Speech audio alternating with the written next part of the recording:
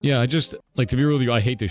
I hate the direction that the industry is going for monetization, and it's not driven by the value of games. It's not driven by the cost of making games. It's driven entirely by the cost of marketing. It is pushing games that have no business selling for the amounts that they are, because we live in a time where digital distribution is easier than ever before. It is not necessary to do this. It is not necessary to load everything up with all these extra bells and whistles. You can just make a game, and that game can sell. The industry is pushing for this impossible goal of infinitely increasing numbers. That is going to crash, and you're watching it. You're actually watching it. It's dying. Like, people hate this now. They're starting to reject it. I'm happy for that, because this is stupid. It's really stupid to watch. Because those packs, they'll keep doing it. They will. But the more of you that stop buying it, the less they do this.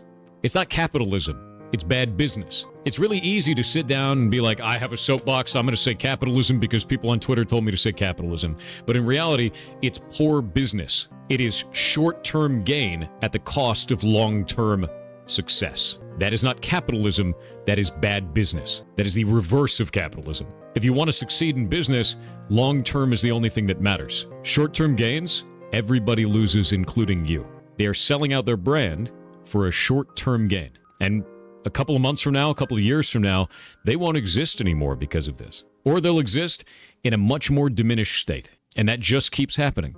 Look at Sony right now. Sony's eating because of their decisions, and they should. And over time, they're eventually going to be hated if they keep doing this. And that sucks, but, like, stop doing it, right? Stop making dumb mistakes. You could be like, oh, there's always going to be people who buy that. No, there won't. No, there will not. You can't buy your reputation back, man. It's the finding out portion of the graph. Insane to watch. Yeah, I'm not buying it.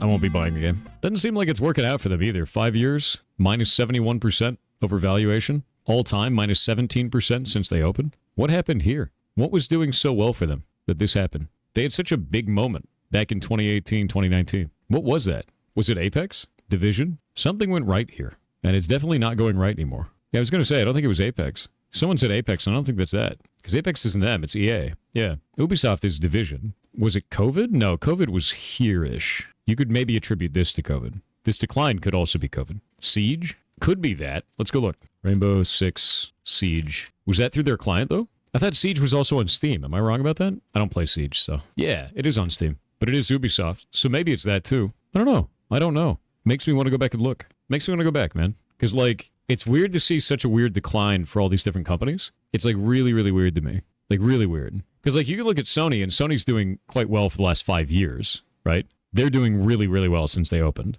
But the last 5 years, they're up 70%. But last year, they're down 14%. And it looks like they've come back from that dip, which is interesting. Part of that was because of their acquisitions. Part of that was because they were in the news being idiots. I'd be interested to see if Sony keeps surviving with its bad publishing actions, or if they'll close their publishing wing, or if their publishing wing will be profitable in any possible way. Because it's just pissing people off. Yeah, it's just pissing people off. And that is not sustainable. A lot of people don't realize this, but in video games, it is not sustainable to burn your brand out. It's not. Because what ends up happening is you burn out an entire generation of gamers, and you have to wait for the entire next generation of gamers to rebuild your brand recognition, which is not easy to do. You can do it, but you just have this, like, long time period of, like, looking like because you don't bring that back, right? It has been done before. It's just not good business to do so. It's just not, right? You're just throwing money away for no reason. If you build up, like, good relationships with your players, you just win.